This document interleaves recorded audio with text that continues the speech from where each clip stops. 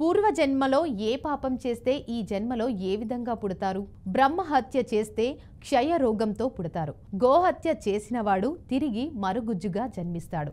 స్త్రీని హత్య చేసినవాడు నిత్య రోగిగా పుడతాడు. మాంసాన్ని తిన్న బ్రాహ్మణుడు కుష్టు వ్యాధితో పుట్టి బాధలు పడతాడు.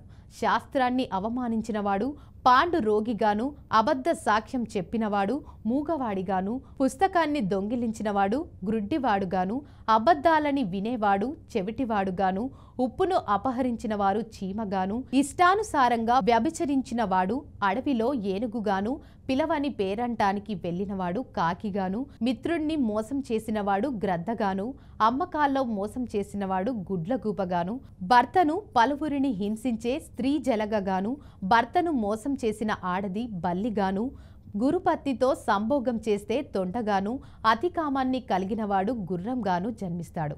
భార్యని హింసిస్తే మేకగా పుడతాడు.